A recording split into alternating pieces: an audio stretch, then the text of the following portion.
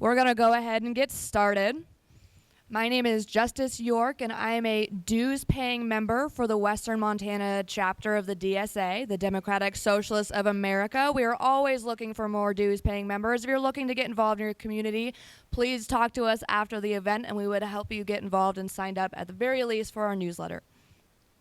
I also would like to thank MCAT. This presentation is being recorded by them. MCAT is the Missoula Community Access Television and is part of a media assistance grant donated to the DSA by MCAT. So thank you so much, MCAT, for being here and recording this presentation for us. So thank all of you for being here tonight and deciding to spend this fine Monday evening joining us for our 5th Socialist Speaker Series event.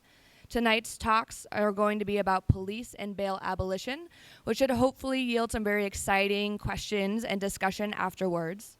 On that note, I'm going to ask you to please save your questions for after the second talk concludes.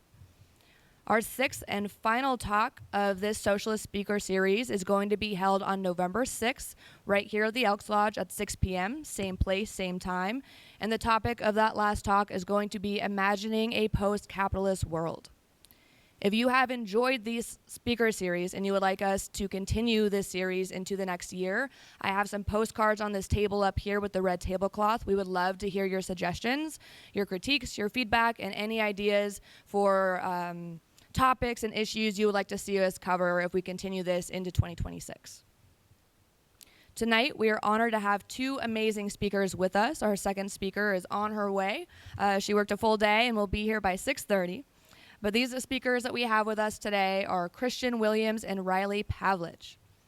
Christian Williams is an anarchist author and journalist from Portland, Oregon.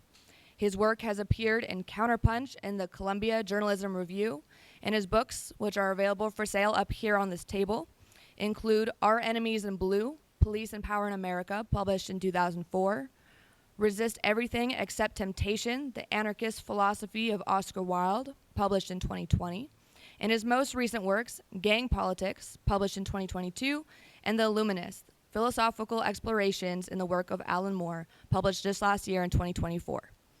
Christian Williams was a founding member of Rose City Cop Watch and served on the board for the Institute for Anarchist Studies. He keeps a webpage at christianwilliams.com, and his works are available at theanarchistlibrary.org. Riley Pavlich is a University of Montana graduate and the great-granddaughter of Montana homesteaders. She has spent the last 3 years working with the Bail Project on the Flathead Reservation. In her capacity as a bail disruptor, she has posted bail for more than 300 people and helped them return from captivity back to their families and communities. Riley lives on the Flathead Reservation and is in the process of obtaining her master's degree in social work at the University of Montana. Without further ado, folks, Christian Williams.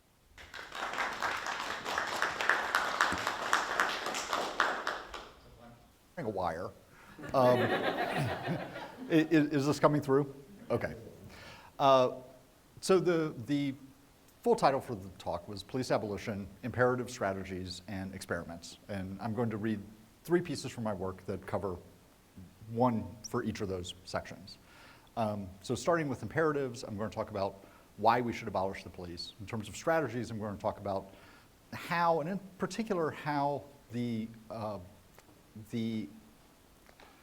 effort for abolition coincides with or doesn't coincide with reform and accountability efforts.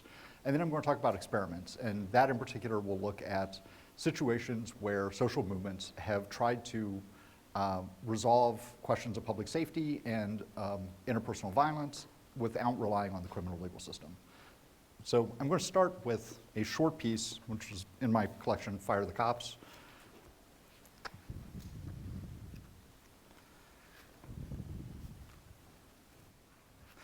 This is called Our Demand Should Be an Attack, and it's a speech that I originally delivered for the Justice for Alan Bluford campaign, he being a young man who was killed by the Oakland police. In a country where police kill, on average, 1,000 people per year, and we're a disproportionate number of those people are black, when the cops shoot a young black man, it cannot be treated as an accident. It cannot be understood as a mistake. It is not even a crime in the ordinary sense. When the cops kill people of color, that is simply the normal operation of a racist institution in a grossly unequal society. That's the job the police were put there to do.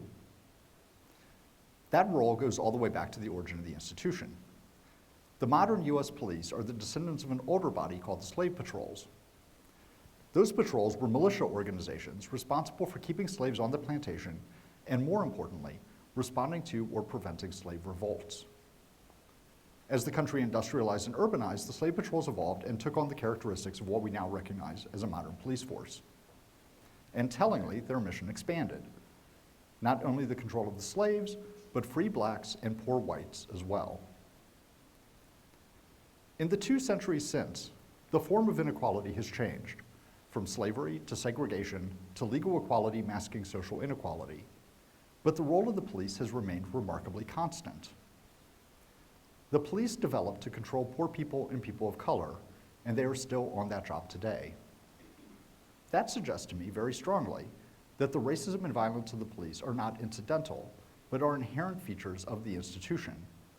And that means, among other things, that we cannot reform our way out of our police problem. The 20th century was a century of reform. We saw progressive campaigns against municipal corruption, mid-century efforts to professionalize the police force, then the introduction of military discipline, the emergence of community policing, diversity training, and the creation of advisory boards. And as a result, the police today are better paid, better trained, better organized, better armed than at any other point in history. And they continue to act as racist thugs. That core function of preserving inequality remains very much the same. Our efforts then should not be directed toward fixing this institution, but toward destroying it. As we make our demands and plan our campaigns, this ultimate goal must always be kept in mind. We should pursue changes that delegitimize, demoralize, discredit, and disempower the police, and which correspondingly energize, embolden, and empower the community. When we demand justice, let us be clear that it is not the justice of the courts and the government, but the justice that abolishes courts and government that is required. Our very demands should be a form of attack.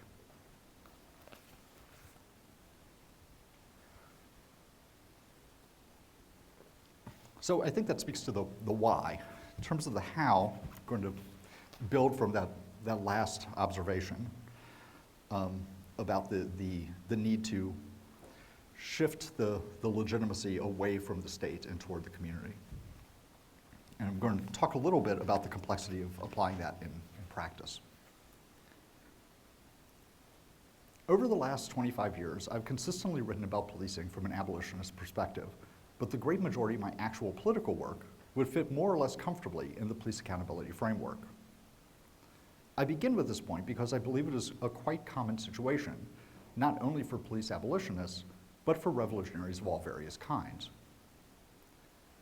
There is a common, and I think mistaken, technique for wishing away our discomfort about the distance between our hopes and our actions.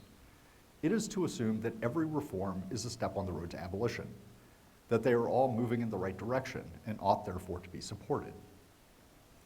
The problem is that not every reform really is a step in the right direction. The history of the criminal legal system is a sobering study in the law of 1 step forward, 2 steps back. It was reformers, remember, who created the modern prison system. It was reformers who argued that the police should prevent crime, and reformers who helped establish their autonomy from partisan politics. Community policing, which has only increased police involvement in social affairs and has not reduced levels of police violence, has been sold to the public under the banner of reform. Reformers have even added to the police arsenal, giving the cops tasers and less lethal weapons in an effort to reduce police shootings, for an example. Thanks to the work of reformers, the cops today are better trained, better paid, more well-armed, and better organized than at any other point in history. And shouldn't this, after all, be what we expected? Isn't the point of reform to improve the institution, which is to say, to aid its work?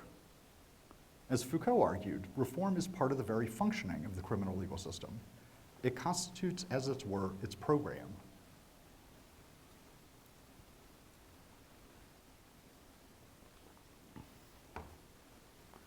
With all of that on the ledger sheet, one might be tempted to just refuse to participate in any reform or accountability efforts whatsoever.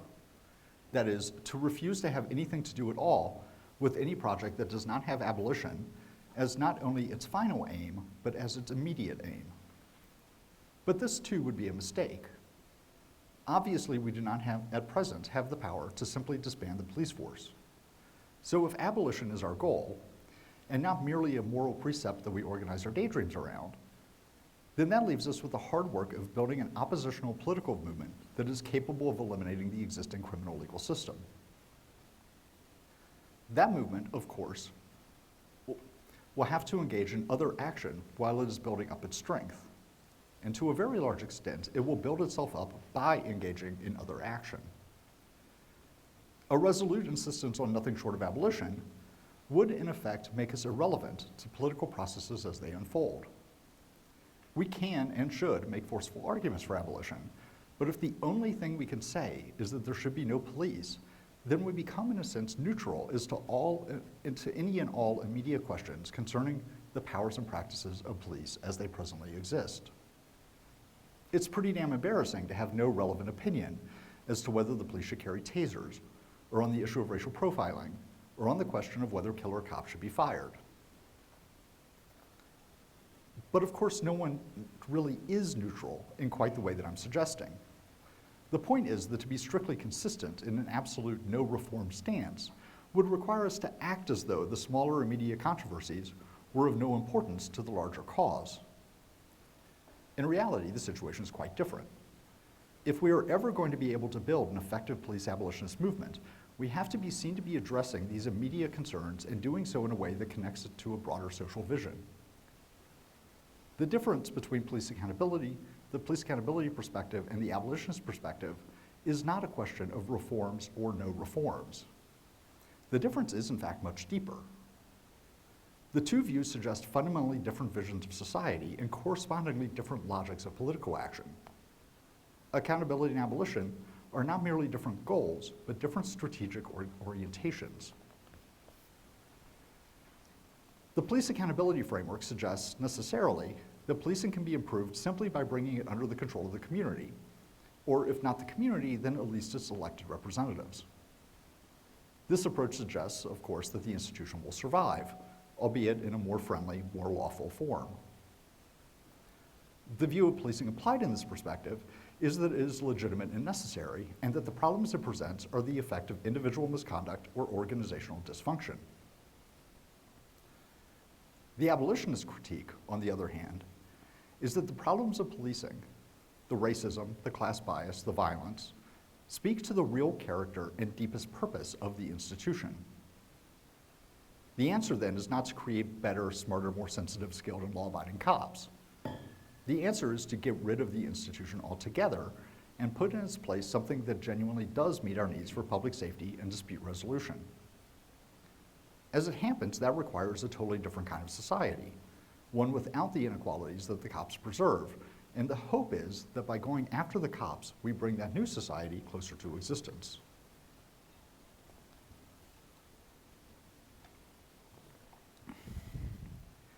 Now, these are very different ways of looking at our society and of thinking about the police, but they are not so divergent as to make cooperation impossible. For while abolitionists want to eliminate the police, so long as they exist, we also want to limit the abuses they can inflict. The challenge is to pursue only those reforms that lead us closer to the goal of a world without police. That means avoiding reforms that help police institutions to repair themselves, that extend their lives or increase their power, that bolster public confidence in the criminal legal system, or that expand the cops' reach into or influence over community life. Unfortunately, it is impossible to create two stable lists, one of good and one of bad campaigns. The decisions here will turn on questions of strategy, which means they are bound to change as conditions do. What is daring and radical today may seem tame and conservative in a year, and what would represent an unconscionable concession in one part of the country might actually be a signal of victory in another. So I'm not going to propose a concrete agenda, but I can offer some criteria that will help us set our priorities. Worthwhile campaigns should do at least some of the following. discredit the police in public view, isolate cops politically and divide them from potential sources of support, suppress officer morale and impede recruiting, and promote whistleblowing, reduce the resources available to the criminal legal system, frustrate the police in pursuit of their own agenda, and publicly demonstrate that a law and order agenda can be defeated. Present the case for abolition. Situate our demands as part of a larger movement for freedom and equality. Undercut the cop's sense of impunity. Exacerbate rather than mitigate the crises in our opponents' organizations. Give the community a sense of its own agency.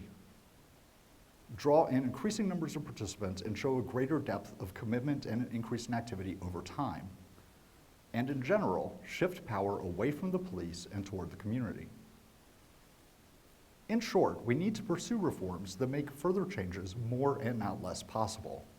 And we need to do so in ways that expand rather than restrict the opportunities for further struggle.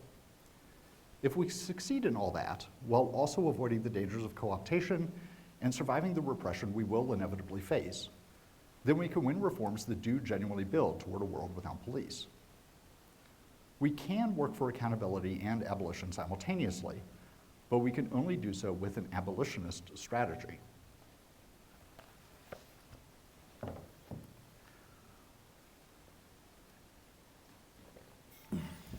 So I'm going to shift gears now and talk about some history, what people have tried, how it's gone, what I think it indicates as possibilities for the future.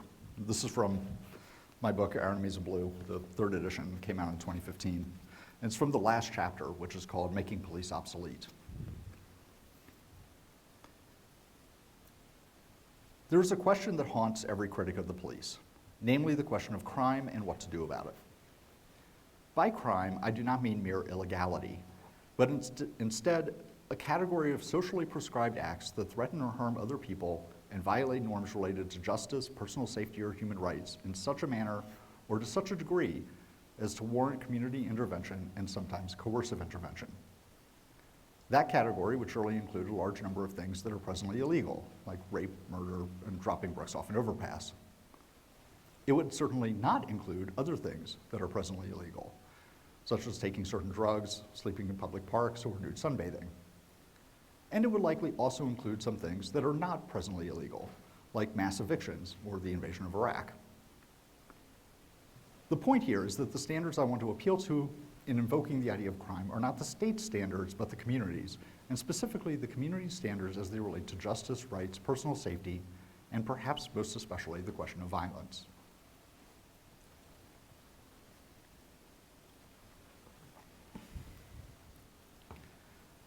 The criminologist Tony Platt, one of the organizers of the 1972 Tear Down the Walls conference, later reflected, the prison movement of the early 70s paid almost no attention to crime.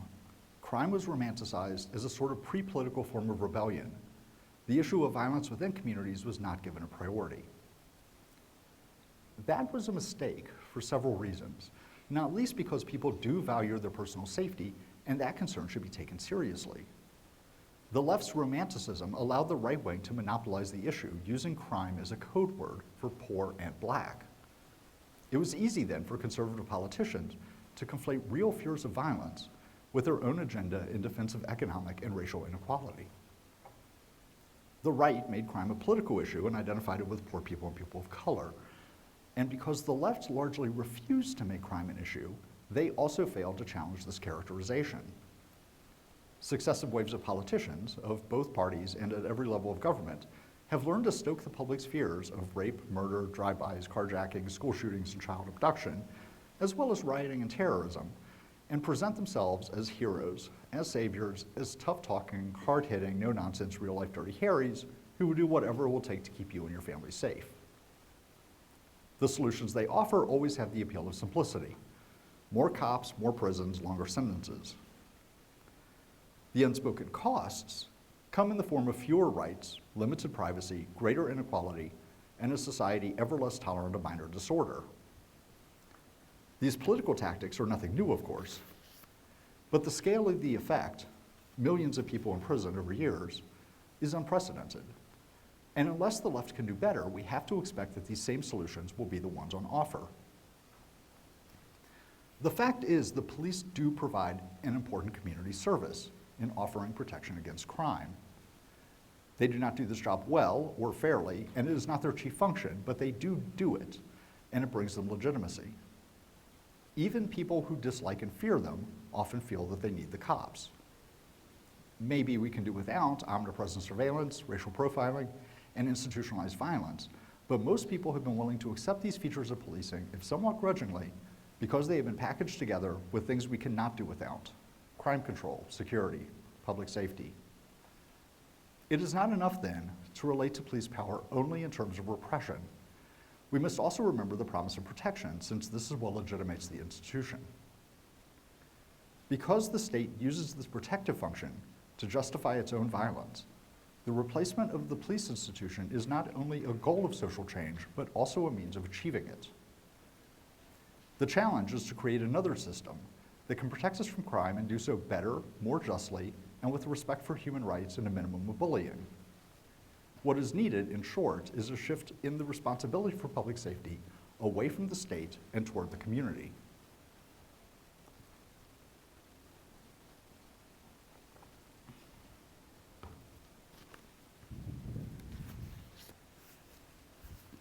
The thought that community-based measures could ultimately replace the police is intriguing, but if it's to be anything more than a theoretical abstraction or a utopian dream, it must be informed by the actual experience of struggle.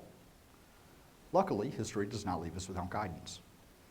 The obvious place to look for community defense models is in places where distrust of the police and active resistance to police power has been most acute. There is a close connection between resistance to police power and the need to develop alternative means of securing public safety. In the United States, the police have faced resistance mainly from two interrelated sources: workers and people of color, especially African Americans. This fact is unsurprising, given the class control and racist functions the cops have fulfilled since their beginning. The job of controlling the lower classes of all races and people of color of all classes has brought the cops into continual conflict between these parts of society. It has rightly bred distrust and a sense that the police cannot be counted on for protection, that, in fact, any police contact will bring its own dangers. It has also fostered resistance, sometimes in the form of outright combat, like riots, shootouts, and sniper attacks. At other times, resistance has led to political efforts to curtail police power or to direct an attempt to replace policing with other means of preserving order.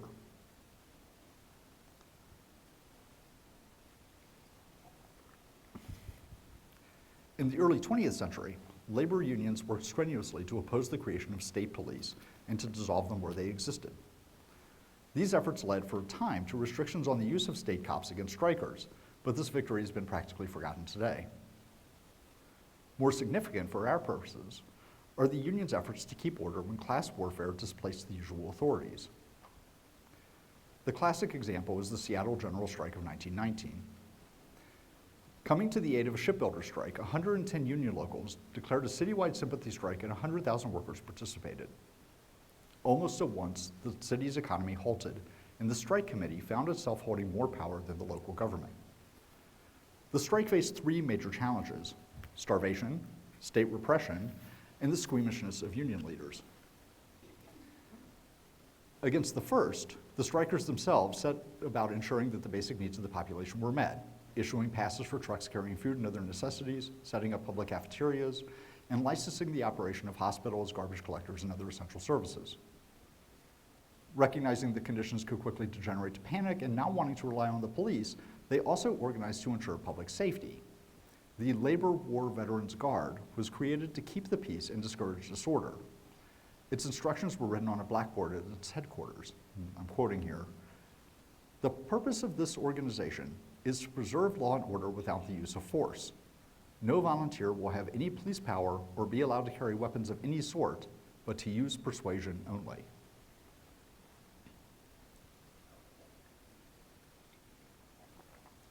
In the end, the Seattle General Strike was defeated, caught between the threat of military intervention and the fading support of the AFL's international officers.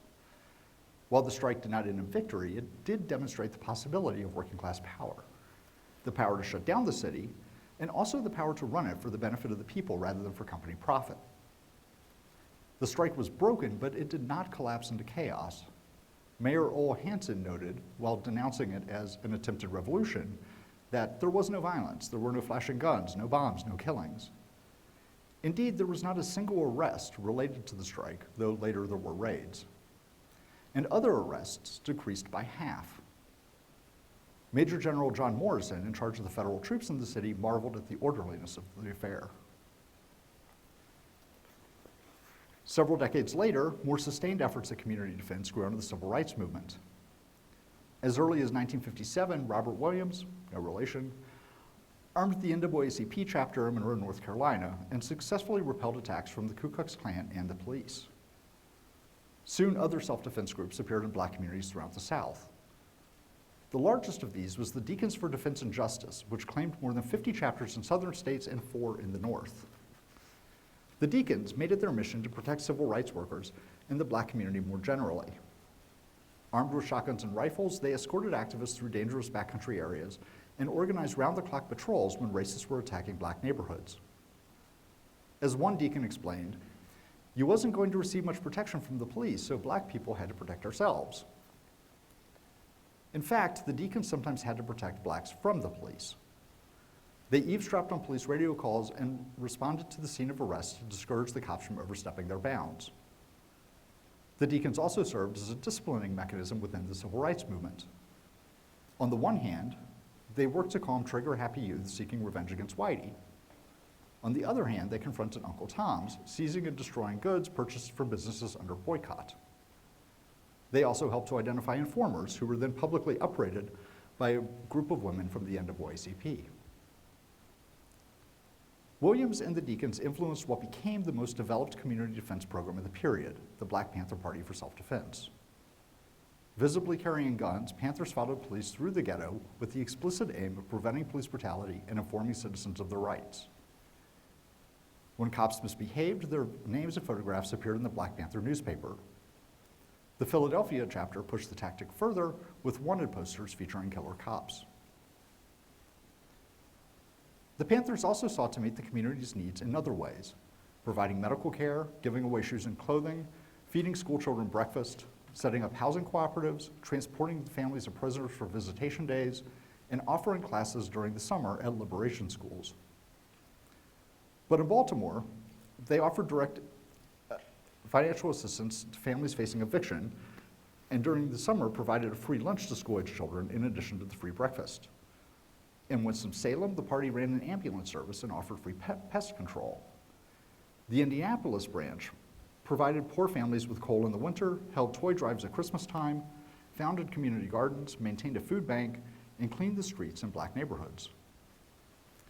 In Philadelphia, the Panther Clinic offered childbirth classes for expectant parents.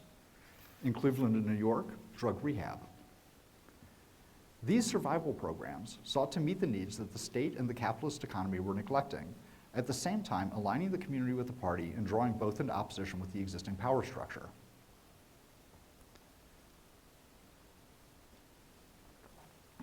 The same strategy was applied in the area of public safety. The Panthers' opposition to the legal system is well known. They patrolled and sometimes fought the police. They taught people about their legal rights and provided bail money and arranged for legal defense when they could. At the same time, they pushed reforms to democratize and decentralize the existing police. In Berkeley, they proposed a 1971 ballot initiative to divide the city into 3 police districts, one for the predominantly black area, one for the campus area, and one for the affluent Berkeley Hills. Each district would elect a board to oversee policing in the area, and the officers themselves would be required to live in the neighborhoods they patrolled. The Berkeley referendum was just one of several plans the Panthers put forward to democratize the police force. At the Revolutionary People's Constitutional Convention of 1970, the Panthers, along with delegates from the American Indian Movement, the Brown Berets, the Young Lords, Students for a Democratic Society, the Gay Liberation Front, and others, adopted proposals to completely replace the existing criminal legal system. The police would be replaced with a volunteer, non-professional body overseen by a police control board. Courts would be people's courts where one would receive a trial by a jury of their peers. Jails would be replaced by community rehabilitation programs.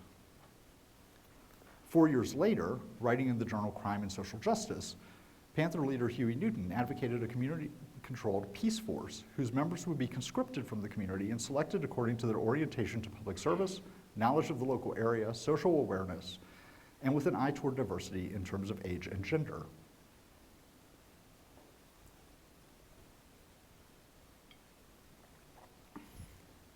As much as they were concerned about the police, the Panthers also took seriously the threat of crime and sought to address fears of the community they served. With this in mind, they organized Seniors Against a Fearful Environment, or SAFE, an escort and busing service in which young black people accompanied the elderly on their business around the city. In Los Angeles, when the party opened an office on Central Avenue, they immediately set about running drug dealers out of the area. And in Philadelphia, neighbors reported a decrease in violent crime after the party opened their office and an increase after the office closed. There, the BPP paid particular attention to gang violence, organizing truces, and recruiting gang members to help with the survival programs. It may be that the Panthers reduced crime by virtue of their very existence. Crime and gang violence especially dropped during the period of their activity, in part, in the estimate of sociologist Louis Blonsky, because the Panthers and similar groups, I'm quoting here, channeled young black and Chicano youth who might have participated in gangbanging violence into relatively positive efforts for social change through political action. When the Panthers collapsed, gangs, especially the Crips, filled the vacuum they left. Yet the influence of the party's gang abatement work could still be felt decades later. In 1992, shortly before the city exploded into rioting after the Rodney King verdict, several of Los Angeles' gangs entered into a ceasefire.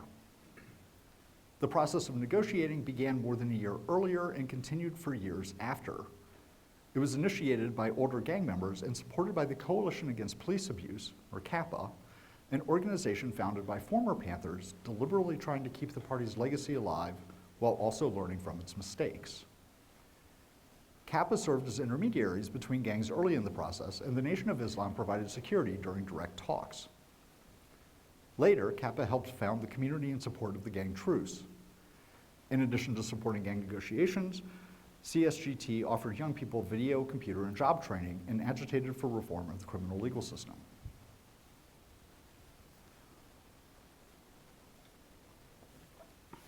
On March 27, 1992, representatives of Bloods and Crips sets from 4 housing projects signed an agreement modeled on the 1948 Arab-Israeli ceasefire. Gang violence immediately dropped. That summer, truce areas averaged 2 gang-related homicides each month, down from 16 the previous year. What's more, peace proved contagious. In 1993, at a meeting of more than 1,000 gang members in LA's Elysian Park, the Mexican mafia declared an end to drive-by shootings and threatened those that continued the tactic would be dealt with in prison. They specifically forbade the killing of women and children and suggested the disputes be settled by single combat. Drive-bys immediately declined to 25%. By 1998, gang-related homicides were down 36.7%. The truce held for most of a decade, and even longer in Watts, but no thanks to the cops. The police did everything they could to disrupt the ceasefire, using many tactics familiar from the COINTELPRO days. They conspicuously surveilled negotiated meetings, and cops raided parties celebrating the ceasefire or promoting neighborhood peace. Truce leaders were arrested on old, minor, or dubious charges and sometimes targeted for deportation. Groups that promoted intergang dialogue found themselves subject to continuous harassment. Police even tried intimidating witnesses waiting to testify about the truce before the California State Senate. They also infiltrated the negotiating teams, spread rumors intended to create distrust, and snitch-jacketed gang members in a bid to provoke retaliation. Cops in uniform were photographed spray painting one gang's colors over another, a likely trigger for a turf war. It seems that however much the cops may dislike gang violence, they like gang peace even less. Banging kept the gangs divided, thus weaker, and produced fear and hostility in the broader community, which could then be leveraged into a measure of support for policing. Trucing may not have united the rival sets, but it did mean they weren't shooting at each other quite so much, and the effort brought them a level of community support. It's not hard to see why the cops would prefer one over the other. Whatever their limitations and contradictions, in the period of rebellion, gangs represented an armed challenge to state control. As with so much of police activity, here too, crime was less an issue than power.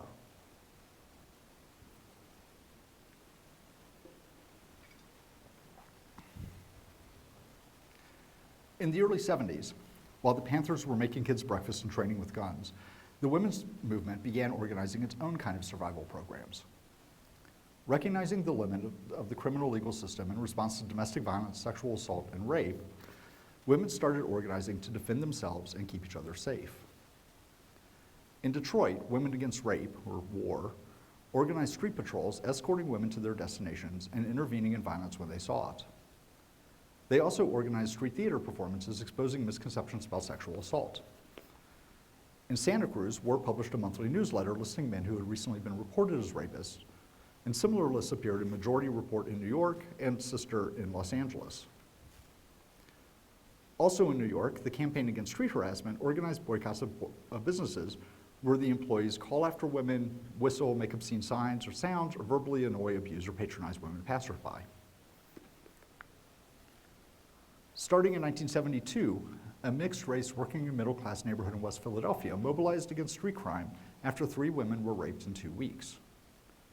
Joining together as the Citizens Local Alliance for a Safe Philadelphia, they organized inconspicuous street patrols using air horns to attract attention when something was amiss. CLASP also installed homemade burglar alarms and engraved valuables with the names of the owners. By 1976, CLASP had organized 600 blocks across the city, and survey data suggested that crime had been reduced an average of 33% compared to the areas immediately contiguous. The first rape crisis centers and battered women shelters, back in 1972 and 1974 respectively, were volunteer-run grassroots political projects. They offered support, advice, counseling, safe places to stay, and, if survivors chose, assistance in engaging in police, hospitals, or other institutions. Some offered self-defense classes and ran campaigns to educate the public about the realities of rape and other violence against women. Within a few years, there were hundreds of similar centers all over the country. As the feminist movement grew and gained legitimacy, it became increasingly institutionalized and professionalized, and the grassroots political action model gave way to a nonprofit social service model. Rape crisis centers and women's shelters started receiving government funding and partnering with police departments, and in a textbook case of co-optation, the agenda shifted as well. Anti-capitalism and the critique of the state were soon gone, and the mainstream feminist movement began advocating more police, mandatory arrest laws in domestic violence cases, and stiffer penalties for crimes against women. Then in 2001, Incite, Women of Color Against Violence, and the prison abolition group Critical Resistance issued a challenge to both the anti-prison and the feminist movements. Their joint statement opens, "We call on social justice movements to develop strategies and analyses that address both state and interpersonal violence, particularly violence against women."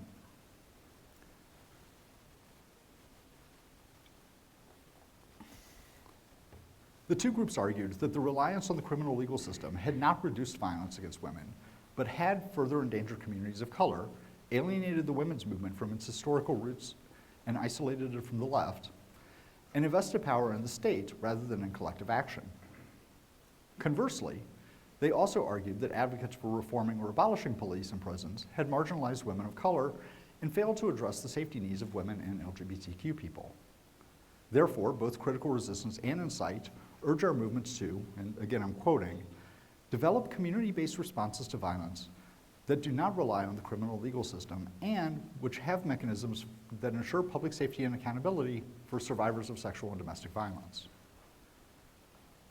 This challenge has yet to be met, but the first years of the 21st century saw the emergence of a variety of attempts to address patriarchal violence in its various forms. Most of these were short-term projects, extremely localized, and many were situated in the overlap between the anarchist, queer, and countercultural social spaces. A few, however, became stable collectives with articulated principles and deep roots in the community. Sister to Sister, a non-hierarchical collective of African-American, Afro-Cuban, and Latino women in Brooklyn, invested 3 years in building a base, developing collective leadership, and supporting the organizing of their allies before initiating their own projects. In the summer of 2000, after the police killed 2 teenage women of color in the Bushwick neighborhood, S2S conducted a survey of 400 young women in the immediate area to learn what problems they were facing.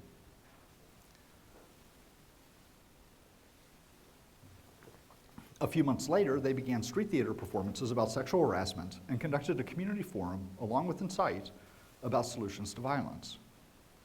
The following year, they produced a documentary about police harassment, held a demonstration at the 83rd Precinct, and conducted Know Your Rights trainings and self-defense classes, all supplemented with regular flyering and door knocking. As their projects developed, they realized that, and I'm quoting here, "We need to do more than strongly critique the criminal legal system. We must also begin to envision and create what we want to replace it with." Again, they began by hosting a community forum with Insight, this time following with a series of local meetings. After 3 years of planning and organizing, on June 28, 2004, they held a block party to declare Sisters Liberated Ground, a space where violence against women is not tolerated and where women turn to each other instead of the police to address violence in their lives.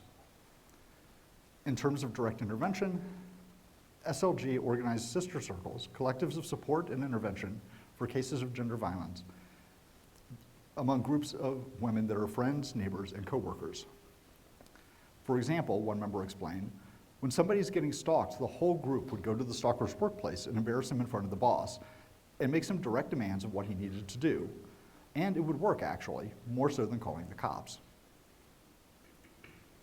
Nearby, in central Brooklyn, Safe Outside the System was creating a network of safe spaces, which they defined as visibly identified public spaces that are willing to open their doors to our community members who are fleeing from violence. They trained employees of participating institutions to counter homophobia and transphobia and to interrupt violence without calling the police. Further south in Durham, North Carolina, a collective called Ubuntu was finding ways to support community members facing violence at the hands of their partners. As one member explains, their tactics included offering our homes as safe places to stay, staying at the community members' homes, providing childcare, researching legal options and community-based alternatives, and listening and listening and listening. They also, in partnership with the Ella Baker Project, were working with residents in public housing to create a community mediation council and declare a harm-free zone. Across the country, in Portland, Oregon, the Hysteria Collective was supporting survivors in whatever ways they needed, going grocery shopping with them, taking them to see the doctor, staying with them at night, while also organizing support groups and consent workshops, helping other groups design safe space policies, and occasionally confronting perpetrators directly.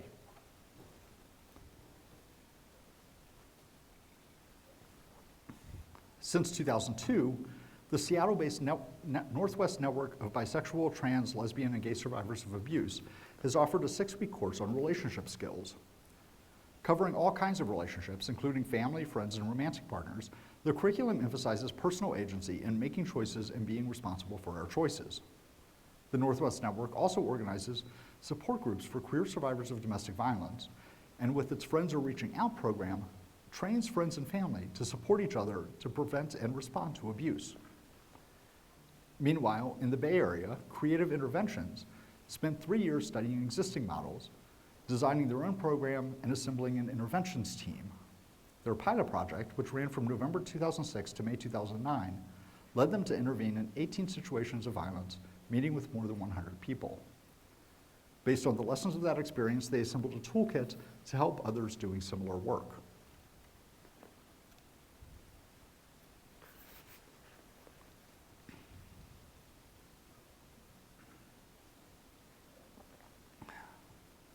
Clearly, none of our models are perfect. No model is. No model can be. But also, luckily, no model needs to be. The work of a social movement, as George Orwell pointed out, is not to make the world perfect, but to make it better. An insistence on perfection does not, in general, lead us to utopia, but instead discourages us from making the attempt. Any movement that challenges power has to take risks, which means that sometimes we will make mistakes. The crucial thing is that we avoid repeating them. The efforts I've described here, and others documented elsewhere, were bold, inventive, and radical. They sought new means of achieving justice, ones that did not rely on the state and actively avoided replicating state systems on a smaller scale. Many of them also sought new types of justice, understood not as vengeance or retribution, but as personal and social transformation, addressing both the immediate causes and the deeper roots of crime. Understood as initial attempts rather than final outcomes, such efforts are heartening and even inspiring. Despite their decisive and sometimes tragic limitations, their ultimate significance may lie in the potential they embodied and the possibilities they embraced. Viewed as experiments, at least part of their success or failure will depend on our willingness to learn from their examples and improve upon them. I'll stop there.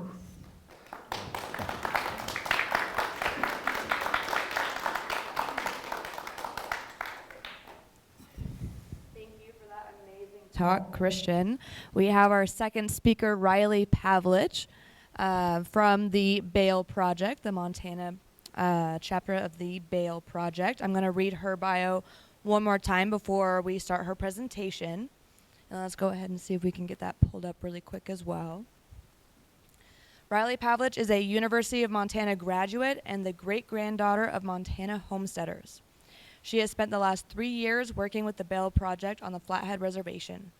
In her capacity as a bail disruptor, she has posted bail for more than 300 people and helped them return from captivity to their families and communities. Riley lives on the Flathead Reservation and is in the process of obtaining her master's degree in social work at the University of Montana. I'm going to pass around a couple of note cards really quick, just as, again, if you guys have enjoyed this speaker series and you would like to see us continue the speaker series, we would love your suggestions of different issues and topics to cover. So I'll just pass these around. Thank you.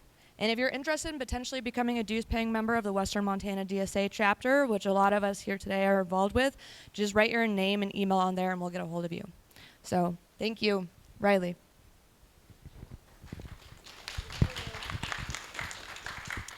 Well, thank you, DSA, for hosting this talk, and thank you, Christian, for that reading. I think it's a really good segue into talking about bail reform and things that we're doing more locally in the here and now, hopefully in the grand tradition of some of the reforms and movements that Christian spoke about. Who's clicking through this? You've got it, okay. So I work for the Bail Project, and we are a national nonprofit. You can move ahead if you wouldn't mind. And we have about 15 offices across the country. There's only one in Montana, and it's in Pablo, Montana, which is about 70 miles down the road on the Flathead Reservation. And has anyone here had a brush with the criminal justice system? Does anyone here have a good idea of what the bail system is in the country? Would you like to tell us about it?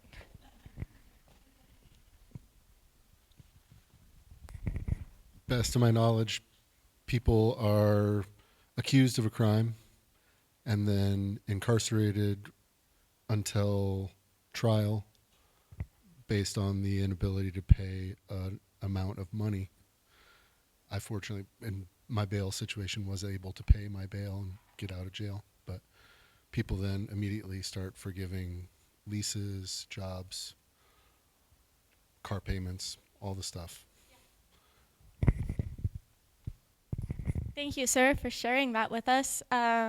So yeah, basically you're accused of a crime, you're not guilty, you're still innocent in the eyes of justice, but they say, we're just gonna keep you in jail, we're just gonna take you away from your family, we're gonna take you away from your job, all those things you have to get out and do, like pick up your kids from school and go to work and pay your rent. Don't even worry about that, just sit here in jail until you can come up with the average bail amount in the United States is $500.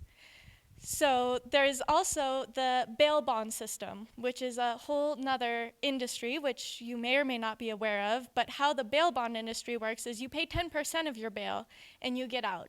So you contact a bail bondsman, like Dog the Bounty Hunter is one of the famous ones, and you pay 10%. So your bail's $500, you have to pay $50 to get out of jail. You never see that money again, whether you're guilty or innocent, whether it was a clerical error that from the cops, and there was a warrant that had been quashed 3 years ago, but it had never cycled through the system. Doesn't matter. That money is out of your pocket, gone forever. And then once you're out of jail, you get to come to your court dates, you get to meet with your attorney and litigate your case. But for people who don't have that $50, you just have to sit in jail until your court date. Some court dates are set out 2 years. It's not a speedy process. I know, for example, in Lake County, Montana, you don't even meet your attorney at your first court appearance. You probably won't even meet your attorney until 4 weeks of jail time. So you have no one to advocate for you that entire time. And that's why people are so desperate to get out of jail, because once you're in jail and you don't have cash bail, you're just basically forgotten by the system. So that's what the Bail Project is fighting, is this two-tier justice system where if you have money, you get out of jail, you can fight your case from a position of freedom. If you don't have money, you just have to sit and hope that your lawyer calls you someday, weeks from the day you're actually put in jail. So what we do is quite simply pay bail for people. We have a revolving cash bail fund. So it started with a grant. It was an audacious TED Talk grant to open our program. And so I have a set pot of money, and I pay bail for people. And then once they come back to court, get their cases resolved, the bail money gets refunded back to my organization. Because we are not a bail bondsman, there's no 10%, we don't ask the clients to pay anything. And since we put up the entire bail amount, we get the entire bail amount back. So we call it a revolving charitable bail fund. It makes a lot of sense. We have lost 0 bails in the 4 years that the Bail Project has been operating on the Flathead Reservation. So all that money has circulated. It's all being reused, recycled, all that good stuff. So across the country, 33,000 people have been bailed out of jail. And we have a 92% court return rate. So a lot of this, why people use the cash bail system, is this idea that if people don't have money on the line, they're not going to come back to court. If they don't have some sort of financial loss contingent on their return to court, they won't come back. But we've proven that that's just not true. Because if you don't come back to court, you get a warrant out for you, you get charges, you get the police coming after you, you're always looking over your shoulder, and your case doesn't get resolved. So it's really in your best interest to just come to court. And we've proven that across the country. We have a 92% court return rate on the Flathead Reservation. We have a 94% court return rate, which I'm very proud of because, as you know, it's a very rural area. Transportation's hard. We don't have public transportation. There's lots of dead zones where you don't have access to communication. There's not a successful bus system. So it's really hard. And you can really see the internal motivation people have to get out of the system, to get their cases resolved, and continue on with their lives. Can we go to the next slide, please? So we kind of talked about this. And cash bail is basically, it's a mechanism for detention. It's a way of saying that, well, had you only been a little wealthier, you could have gotten out. Not that, the facts of your case are such that you're not a threat to the community, or not that, you have full custody of your children and they're their sole provider and your family needs you. No, it's simply if you have money or not. So it keeps people in jail. It's a very coercive mechanism for detention, and it's entirely wealth-based, and it's happening all over the country right now. The only 2 countries in the world that use the cash bail system are the United States and the Philippines. And that's it. And then I think we can all relate. Americans can't afford a $400 emergency expense. It's really hard for families to come up with $500. And if you don't come up with the entire amount, you come up with the 10%, but then you never get that money back, even if you were incredibly guilty, even if the cases were dismissed with prejudice, you never get that money back. Next slide, please. So we talked about how it is gatekeeping freedom based on your financial wherewithal. But this is such a huge problem in the US. Right now, as we speak, 2.5 million people in the country are being detained pre-trial. So presumed innocent, just sitting in jail, wasting away their potential, wasting away. And what I've seen with the clients that I work with, there is a level of resentment that's building. There's a level of despair. There's a complete demotivation because, you know, in their head, it's like, well, I'm doing the best I can, and I'm trying, and here I am sitting in jail with no hope of getting out. Why should I want to do better? You don't get rewarded, you know? So it's an incredibly demotivating experience. And yeah, you lose your job, financial instability, separated from your family. And I think one of the worst parts about it is these coercive plea deals. I've had many clients tell me that they agreed to take a plea deal because if not, they would be waiting 4 months until their next court date. So if they could just plead guilty to things that they did not do but get out of jail in the next week, rather than have to sit in jail and fight their case, that they're going to take the plea deal. And I think we all would, or most of us would in that situation, because we all have so much to lose. And sitting in jail, you're just losing day by day, minute by minute. It's extremely distressing. So we talk about the public safety too. I mean, that's a big thing. There was recently some executive orders talking about how charitable bail organizations are increasing crime, and we've recently become a target for some of the president's tweets and things like that, which is really an honor. We're stoked about it. But I personally have paid bail for more than 300 people, and I can say that there's been zero change to public safety in terms of, you know, criminals being put out on the street or, you know, people who are violent returning to society. In fact, if anything, I think public safety has dramatically improved by family members being able to be with their family units, people having their support network as they traverse these processes like getting substance use treatment, transitioning out of homelessness, all these different things that end up becoming crimes. And the tax burden alone that Americans are paying to house people who are innocent in these jails and remove them from their civil liberties is astounding, and it makes no sense, and it's much cheaper to have a bail fund and bail people out of jail. Although I have to say, it's not just, my job doesn't end just at bailing people out of jail. I also have robust contact information from them. I do ask people for references. I do speak with their attorneys. I do review their criminal histories. And we do, on the Flathead Reservation, there's a wonderful holistic defense program that's been going on for the past 15 years. So holistic defense means treating clients as a whole person. So it's not just the charge in front of you, and they're not just someone accused of a crime who needs legal aid. There's also social services, there's civil aid, there's medical attention. Basically any service a person needs, they have access to, because there's case managers, there's medical personnel, there's civil, there's criminal, there's all these different varieties of aid. And I have to say the reentry program on the Flathead Reservation and the holistic defense is, I would say, leading the nation in terms of progressive criminal defense. And it's a fantastic program. They've reduced recidivism on the Flathead Reservation by 64%. So it really works. It really works. And this is the system that I get to work within. So I think, you know, if I was just simply paying bail for people and saying, all right, see you later, probably wouldn't have a 94% court return rate. But the fact that we have case managers, we have mental health client advocates, we have our tribal health system. So there's really a lot of support for people once they're released. And I get to stay in touch with people throughout their entire court journey and even beyond, just to be a point person for them, because it's really hard navigating the judicial system.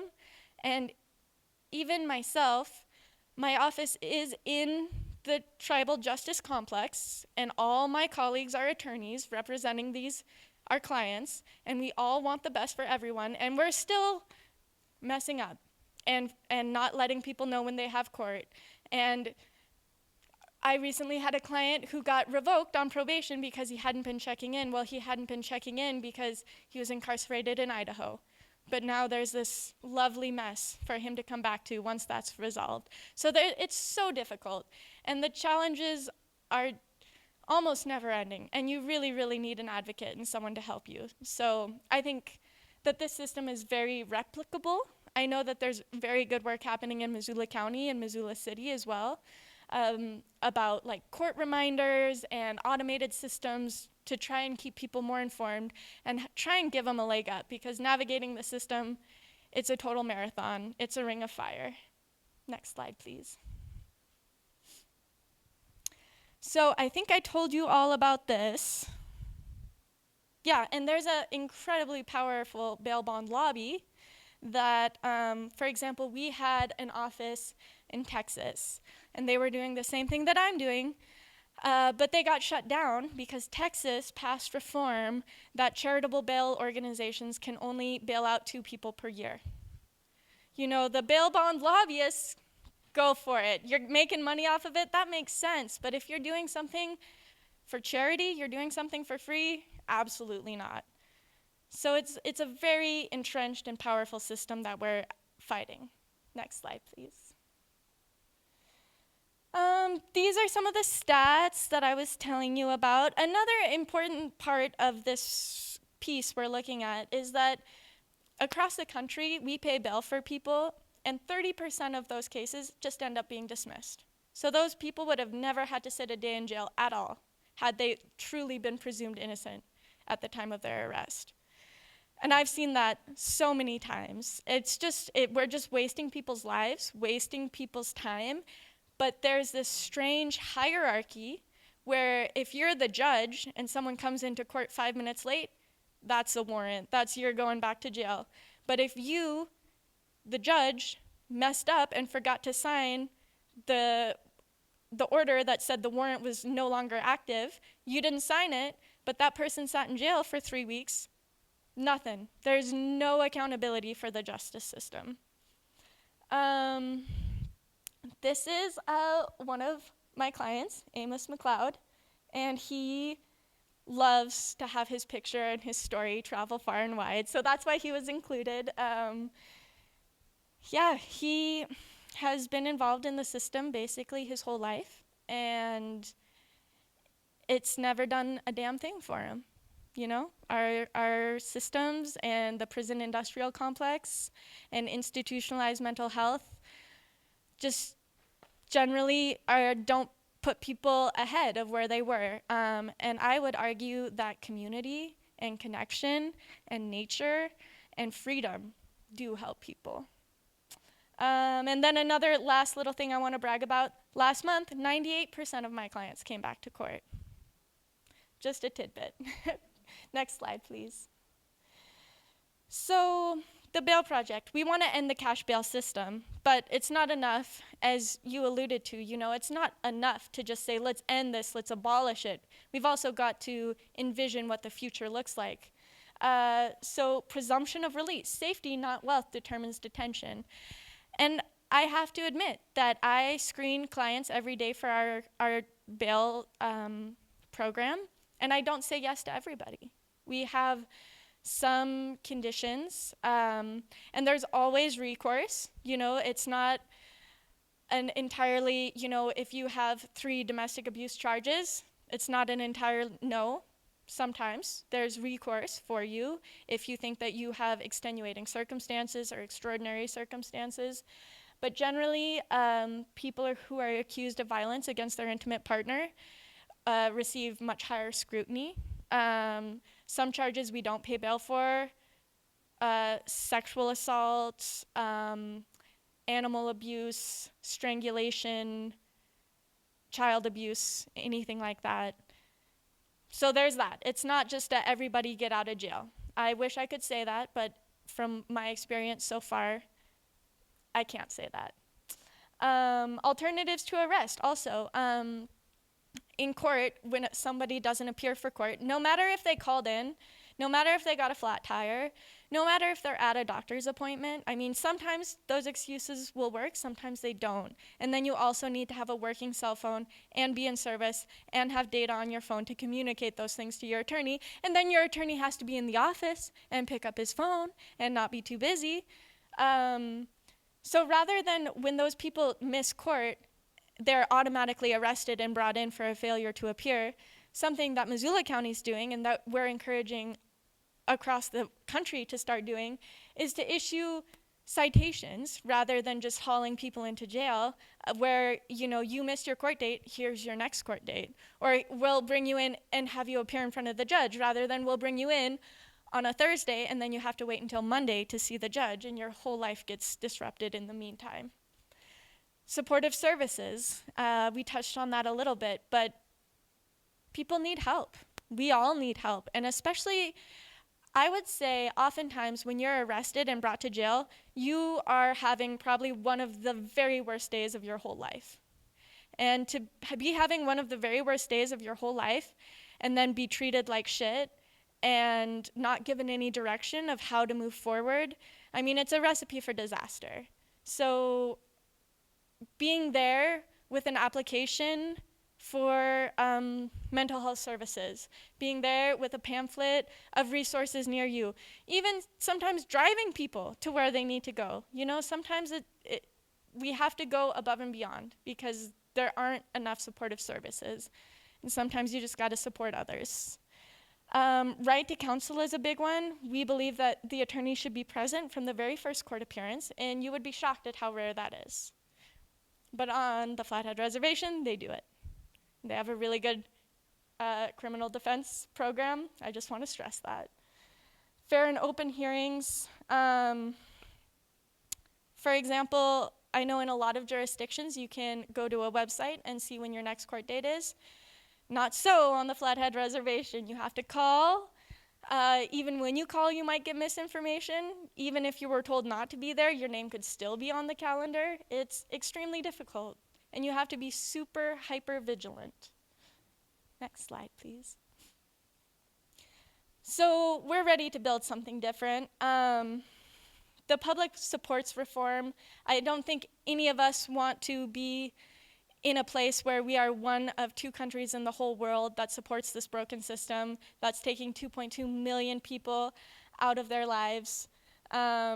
And it's expensive, it's clunky, it just channels people into the prison industrial complex. It makes no sense. And reforms are available, and they're working right here in Montana. I did want to touch a little bit briefly. So the Department of Corrections released a report in 2021. The Native American population in Montana is about 7%.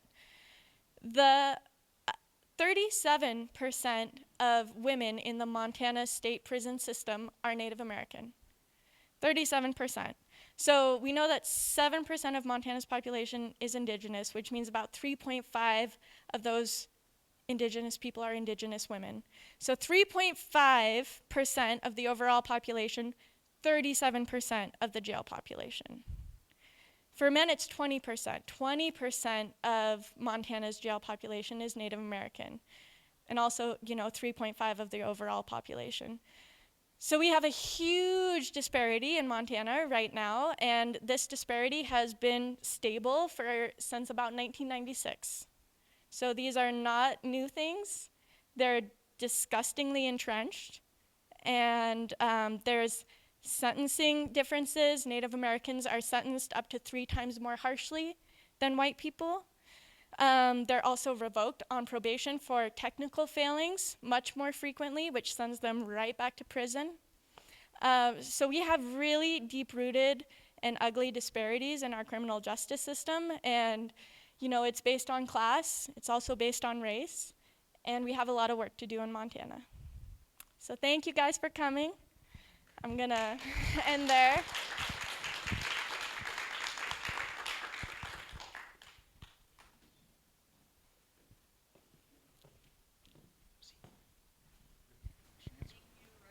That talk. We really appreciate bringing the issue right here to Montana and learning more about police and bail abolition here on a more local level. So we've got about 40 minutes. We end early. That's totally fine for some audience Q&A. And I'll just pass this microphone around, and hopefully we'll have some lively discussions. Riley, you describe yourself as a bail disturber. What are you disturbing? I think I know. And how can we help? Well, I'm a bail disruptor, actually, which is the best job title I've ever had. And we're disrupting the cash bail system. We're disrupting the two-tier system of justice in Montana. And we're trying to disrupt the incredibly pervasive and malicious force that the justice system seems to have in a lot of people's lives. How can you help? That's a great question. I would say that, well, showing up for talks like these are a great first step. There's movements now, I think, more and more to make the justice system more equitable. There's an opportunity now on the Flathead Reservation. The Confederated Salish and Kootenai tribes are expanding their felony jurisdiction, so they will expand their authority and their sovereignty over the criminal justice system, which I think is a very positive step. Supporting tribal sovereignty, I think, is a great first step. And we also have a website and an Instagram, and we have a lot of client stories up there, so if you're interested, there's a ton of stories, and there's a lot from right here in Montana as well, if you want to learn more. And yes, there is a bail fund. You can donate. And I assume supporting politicians who support bail reform. Yes, and there is a fabulous representative here in Missoula, but I'm forgetting their name, which is really bad. So I'm going to pass the mic. I don't think I have anything to add to that. Okay, is this okay? Because this is for both of you or something. I wasn't it Christy Nome who said that habeas corpus means that Trump can do anything he wants? But, I have a better idea of it than that, but it's not, it could be better. I mean, I think it's, you can't get arrested unless there's a certain threshold of evidence. And I was just wondering if you could give us all a even better idea of, because isn't this illegal? Isn't bail illegal? I mean, why is it legal to take someone's body and throw it in a jail? Isn't that violating habeas corpus? And if you guys could give us what you think habeas corpus means, so that we can always know and stuff for the rest of our lives. Okay, well, disclaimer, I'm not a lawyer, so this is not legal advice. Habeas corpus means produce the body, and it's a legal term that basically means that anyone who has a person in custody has to be able to demonstrate a lawful cause for having that person in custody. And that it's the courts who decide what a lawful cause is, ultimately. I think you're right. There's a good prima facie case to be made that holding someone in jail pending trial violates the presumption of innocence. The courts, unfortunately, have not seen it that way. At least they haven't uniformly seen it that way. And I suspect Riley knows more about this than I do, so I'll hand her the mic. Well, I was actually relieved that you fielded that one, because I was like, I don't know what habeas corpus is. I think I do, but I will add that what the courts think is a reasonable reason to have someone in jail. I have paid bail for so many people, and the charge was driving without a valid license. I have to say, probably I've paid bail for like 50 people who are only in jail for not having a valid license, who are trying to go to work, to make money, to pay the reinstatement fees so they can get their license. So what the courts deem sufficient evidence that the person is a threat is absolutely ridiculous. And I did want to touch too on your point you're making, because I think it's very timely for the situation we're going through right now. the Bail Project, it wasn't created in response to the George Floyd protests, but it certainly amplified our message, and we grew exponentially during that time. And we have been encouraged, I've been encouraged by the organization to post bail for people who are protesting. So it's really important, I think, that we have bail funds during these times when the only thing you can fight injustice with is money. So it's good to have a bail fund on your side, and please go out and protest if you feel the need. Hi there. First of all, thank you both very much. Is it okay if I have like one very short question for one and a longer question for the other? Sick. So first of all, Riley, are y'all recruiting? You know, there are job positions that open up. Right now it's a one-person show in Montana. I'm the only employee in the entire state. I would love to expand our operations. We've prospected a little bit in Lake County, Missoula County. So if you, yeah. I mean, I was also talking volunteering, but hey, I'll take a job. Yeah, right. Well, volunteering is great. And also if any of you are aware of a jurisdiction where you think that there are supportive services that we could help direct our clients to, and also cash bail amounts that aren't hundreds of thousands of dollars, we might have a real opportunity to expand in Montana, and I'm really hoping to. So please keep that in mind. Thank you. And my other question is, I was kind of curious when you were giving those examples of sort of like grassroots alternatives to policing, particularly in the cases where you did have, you know, patrols with firearms.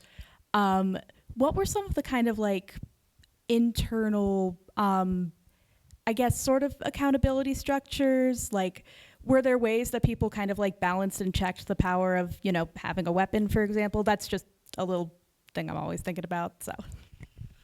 Yeah, so I think there are two ways of understanding that. One is how, like, the discipline that existed within the organizations, and then the way that the organizations were accountable to the communities, right?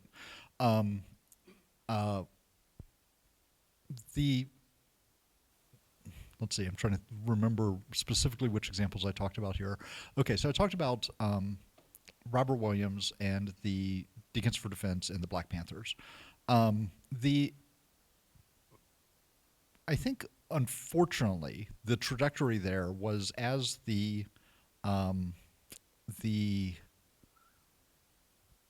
use of the weapons became more sort of common and more out in the open, the organizations became increasingly militaristic. And the discipline within the organizations was largely sort of on a military model, where there were like people in charge and you were expected to obey orders somewhat unflinchingly. On the one hand, that had some, it meant that the Panthers were relatively disciplined in terms of like the use of their firearms, right? Like there aren't a bunch of stories of like accidental discharges or them shooting themselves or shooting, anyone hitting people that they didn't intend to hit or anything like that, right? On the other hand, it meant that brought with it a lot of political problems and a sort of creeping authoritarianism within the organization. And that became especially bad sort of as the organization started hitting sort of its political limits and became increasingly where it faced internal division in terms of what direction it should be taking. And there developed, I would say, sort of competing cults of personality, which then also had armed factions, which then led to some like internecine conflict. It also led one of those factions just increasingly into a direction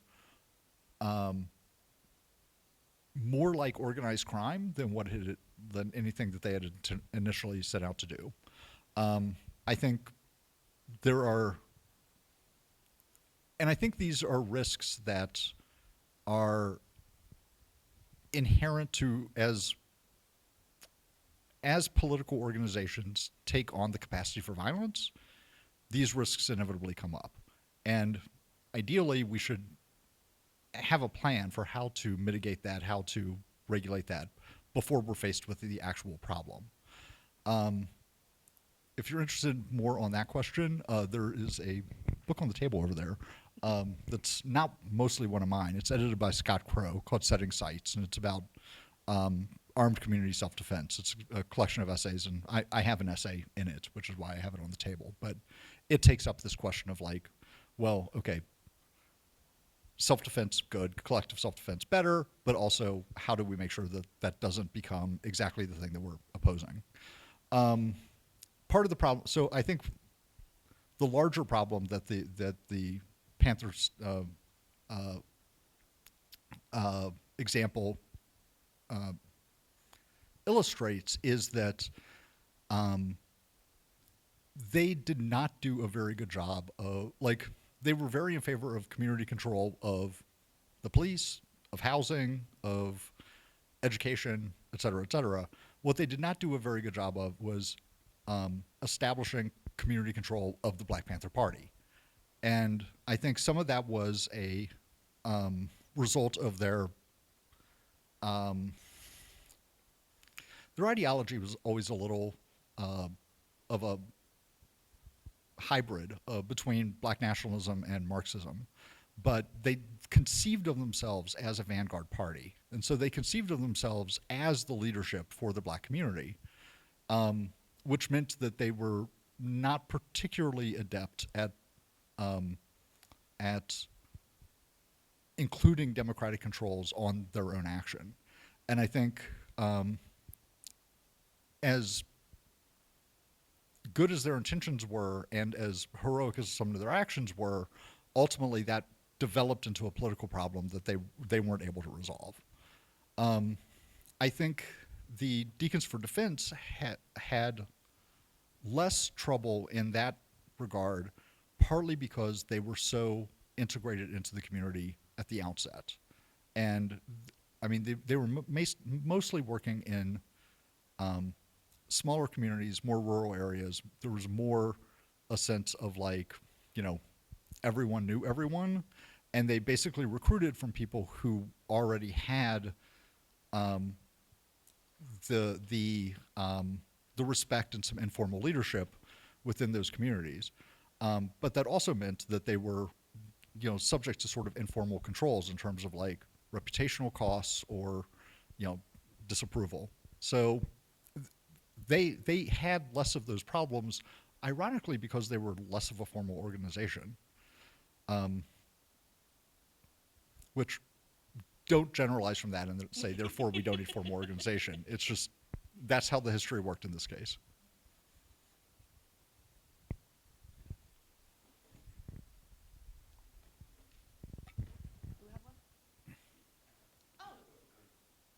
Right here. First of all, thank you both. This is fantastic and so interesting, and things I've been thinking a lot about recently. Riley, I'd love to talk with you a little bit afterwards about like what it might look like to get a bail fund established in Missoula. I'm really interested in that, and I know other people who are too.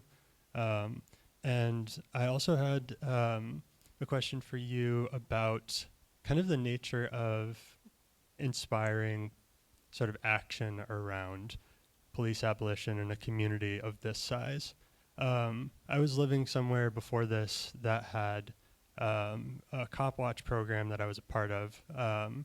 And from my perspective, the reason that that program was able to attract people and become this really robust institution was because there were inciting incidents in the community. I mean, it was during the George Floyd uprising, so there was that.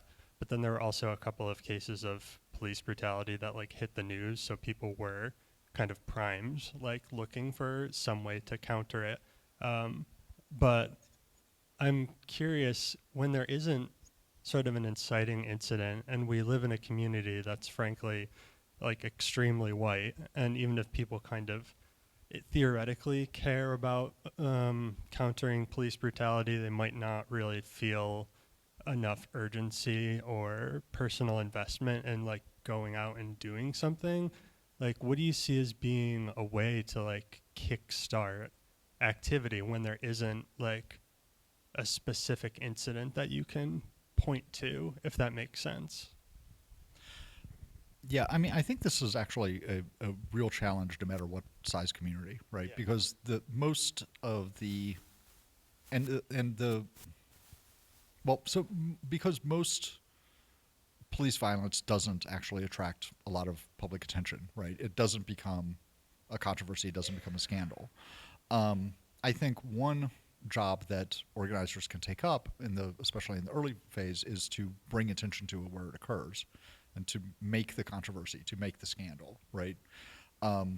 Sometimes things hit the. Sometimes it's not the things hit the news, and then people become motivated. Sometimes they hit the news because people are making a fuss about it. That said, I mean, there tends to be a kind of like boom and bust cycle to this sort of thing, where something really outrageous happens, it becomes it mobilizes a lot of people. The fact that it's mobilizing people means that other people feel like there's possibility, so they also get involved. It expands, and it expands our sense of what's possible. I mean, I think we all saw this happen in 2020, and then, people get tired, people burn out, people have to go back to work, et cetera. And within, depending on the incident, weeks or months or years, the overall movement sort of returns to its pre-existing level, right? And it's hard to know exactly what to do with that. I think I'm going to say something that's like will sound straightforward, but is actually extraordinarily complicated in real life, which is we need to build organizations that can support the movement when it has those like big explosions, but that can also sustain the work and sustain the attention in those periods in between. And having worked in a number of police accountability, police abolition organizations, I can tell you it's very hard to have an organization that can do both of those things, right? They tend to either be good at responding to the crisis, or they tend to be good at the long-term sustaining. And it's very hard to find an organization that will do both. But I think ultimately that is what we need. Thank you. Did you want to add anything? Yeah. I was going to say too, much like you said, it's I think I've worked with a lot of people who have terrible stories about being unfairly treated by the system, being unfairly treated by the police, but their voices aren't amplified and they don't make the evening news. But those stories are out there, and maybe they're just waiting for someone to amplify them. So I think that there would be opportunities, for example, before you cop watch, to maybe court watch, and to meet people coming in and chatting with them, asking about their experiences, learning about these things, because the injustice has become so normalized that people just accept it and are just trying to keep their heads down and move through it. But it's happening all the time. And you'll definitely be radicalized if you get to talk with a lot of people who are in the system.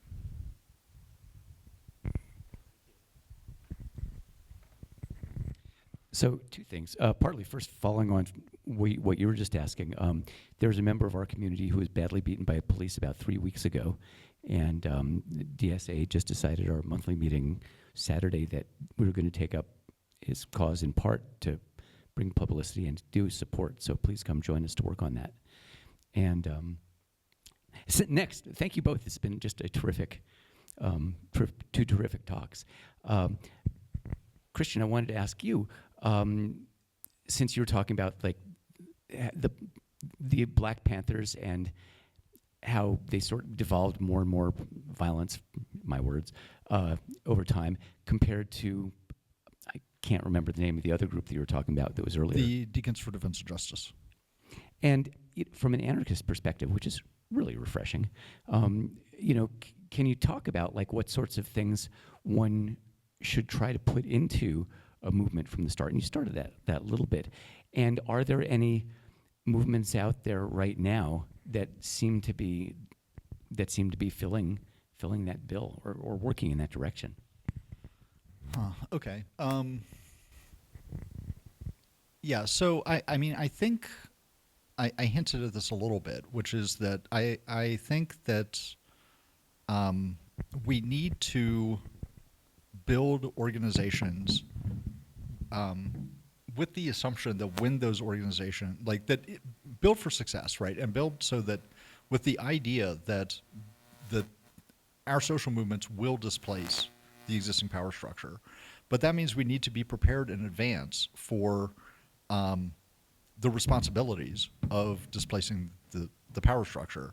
And if you're not prepared for that, then the default is probably going to be replicating sort of the logic and the practices and the structures of the state. So I think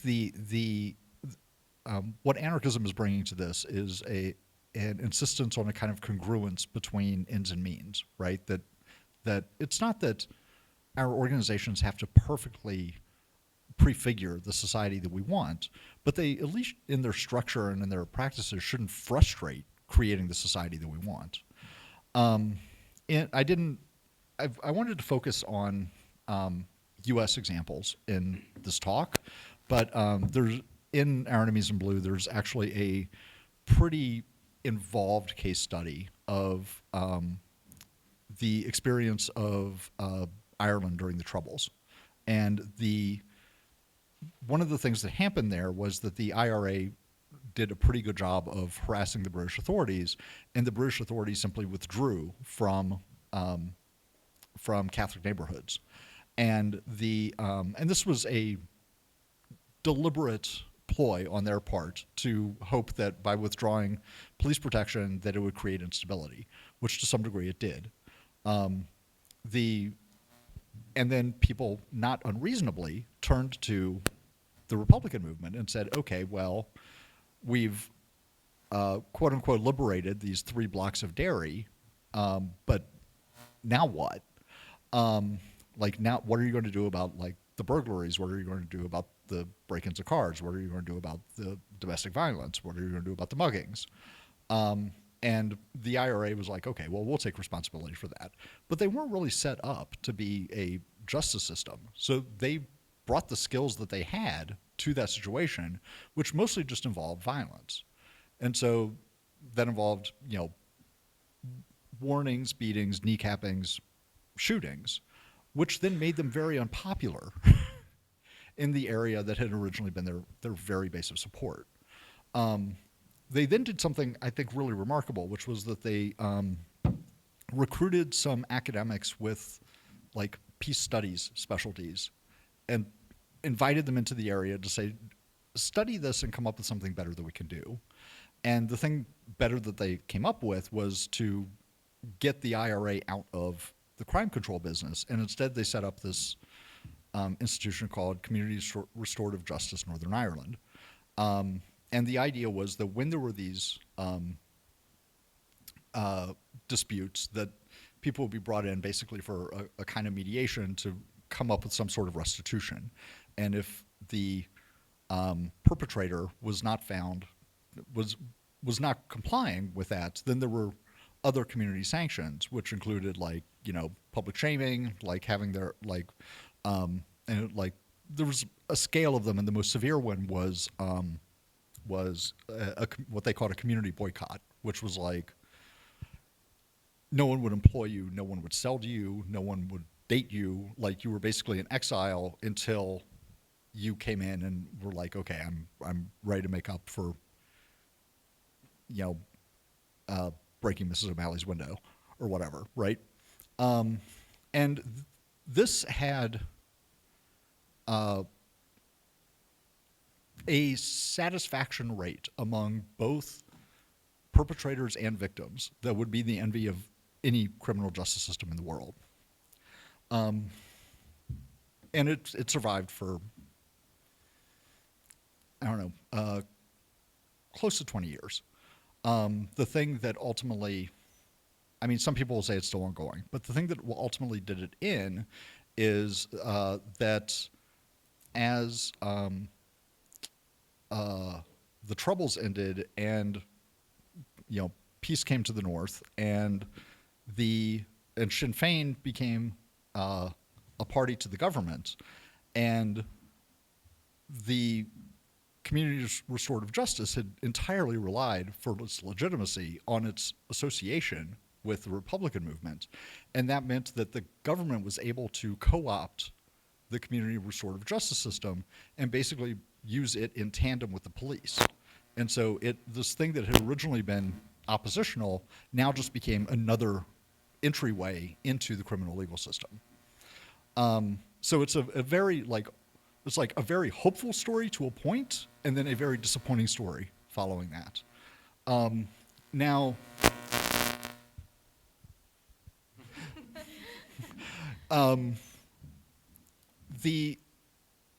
so I think there are some lessons there, you know, in terms of, I mean, one of them I think is that we need to be suspicious of any movement or organization whose main aim is to take state power, because we have to assume that they're going to essentially use everything that we build in the same way that states do, right? I think there's also the point that I mentioned earlier, which was that the IRA you know, said that they were trying to you know, drive the police out of these neighborhoods, but then was not prepared at all for what happened when they did. So that's a mistake worth not repeating. But the more in terms of the abstract, because it's Ireland, this situation has been extensively studied by researchers, criminologists, sociologists, you know, peace studies people, et cetera, people who study post-conflict societies, like all those, and some of them have come up with some. Micah and McAlevey, if I remember correctly, came up with a list of criteria, which I quote in the book, that make informal justice systems more or less successful. And the main one is legitimacy, and then they also include, meaning public support, meaning the consent of the population. And they also include some specific criteria in terms of how they achieve legitimacy. I don't remember them off the top of my head because there's 9 of them, but they are in the book. So if you're curious, look there. I'm not trying hard to sell books. I'm sure you can find it in the library, but or you can find their original paper. But that's a place where you can find the information.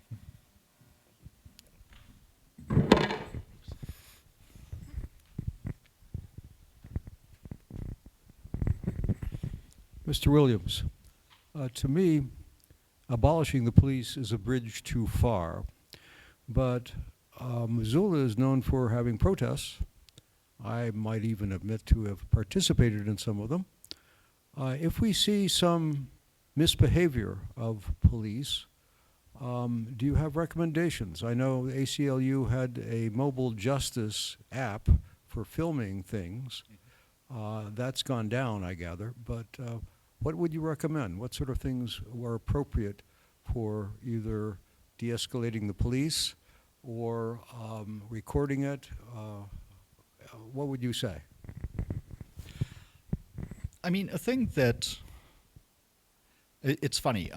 So when I started doing this work in the 90s, the idea of recording the police was itself controversial.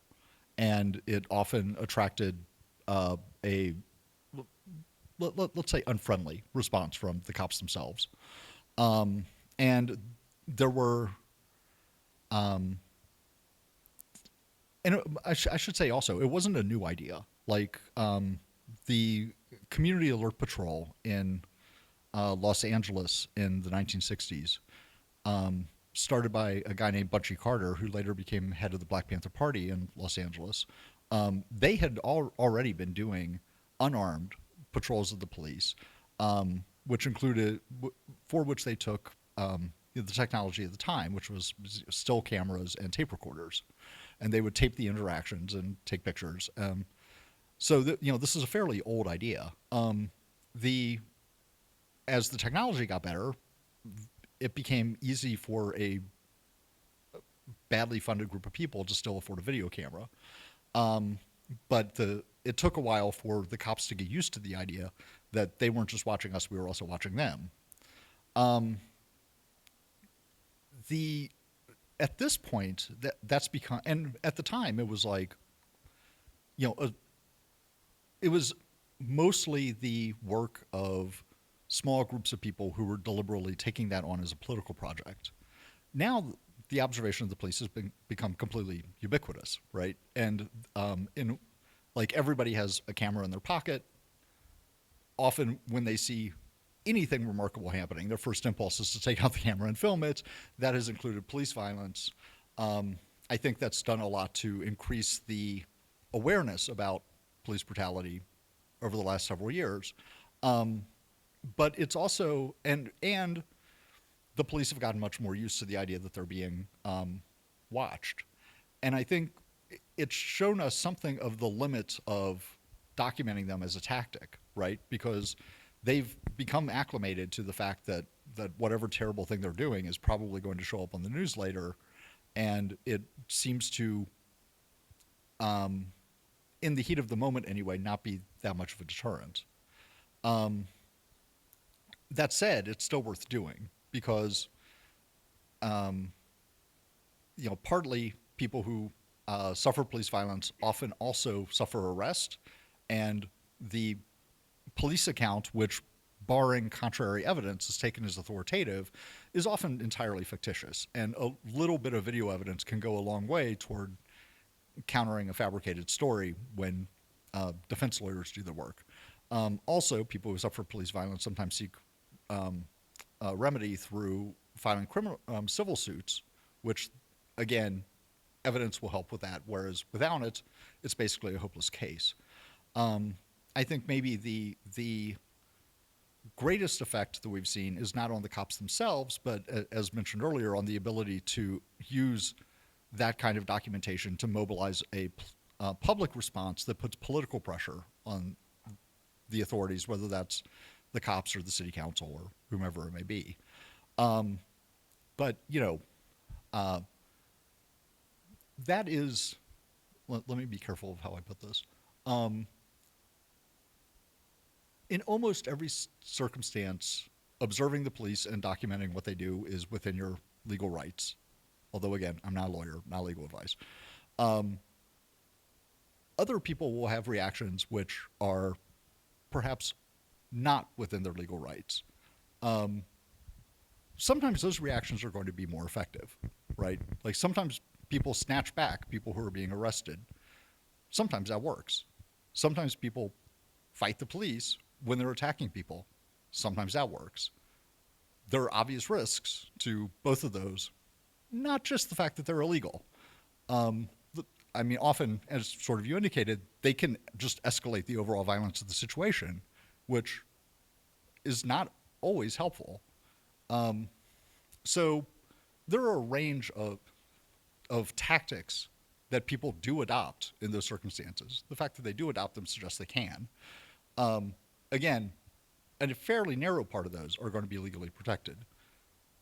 Which ones are most effective are going to depend on the circumstances, the context, and often a thing that will be tactically successful may have political costs later or legal costs later, which make the tactic contraindicated, even if it seems like the most successful avenue in the moment. So I don't have a recommendation, I guess I can give you a menu of options of of things that people have done. All of them have their possibilities, all of them have their limitations, all of them have their costs. And really it's going to be a matter of the circumstances, the risk tolerance, the ethics of the people involved, determining which avenue people are going to select.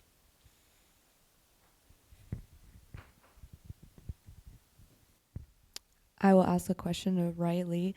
So are the services for the Montana Bail Project, are they accessible to everybody across the state of Montana, or is it only localized to the Flathead Reservation? Right now, they are specific to people being held in the CSKT tribal jail, unfortunately. But as I said, we're hoping to expand our services. And I had a thought about another way, if you would like to get involved, is to make a referral of someone you know who's being held on bail. And you never know what we might be able to work out. So that's another great way to get involved. Thanks. Got another question for Riley. You touched on briefly the effects of coerced guilty pleas. And I know in the new Jim Crow, the author talks about that quite extensively. But for those who have not read that, could you elaborate a little bit more on what happens to people who plead guilty when they're not? Well, Especially to felonies. I wish I had read that book. It's definitely on my reading list. But I have seen some of it, so I can speak a little bit to that. Felonies stay on your record. And then for every job that you might apply for, there is a background check, and those come up. There are certain things that you are no longer able to do, like you're not able to foster children, you're not able to adopt, you're not able to work with vulnerable populations. The list is pretty extensive. The gentleman who just left, who told us a little bit about his experience with the bail system, you are taken off your lease, you have difficulty finding housing, you're blacklisted, you have the difficulties of finding employment. It goes on, and it's happening all the time.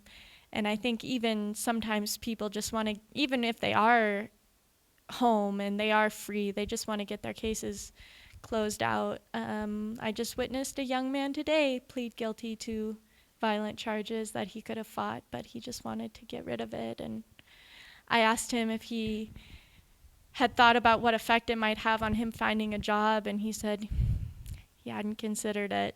So it's hard. It's nefarious, but you also can't fault people for wanting to just move on with their lives also, although how much you are able to move on is probably something you don't realize in that moment. I think some of the other effects too is like you're not allowed to be, you're no longer allowed to stay in public housing. So if your grandmother is in public housing, you're not allowed to stay with her, or she could lose her lease. And so just a whole cascade effects that force people back into the so-called informal economy because they can't get jobs and they can't get housing. Yeah, drug charges in particular will limit your ability to access a whole variety of federal benefits, and even misdemeanor charges, if they have a drug component, will limit your ability to get, food stamps, financial aid for college, like a whole range of things that everyone sort of assumes that if you need, they're going to be there, but maybe not.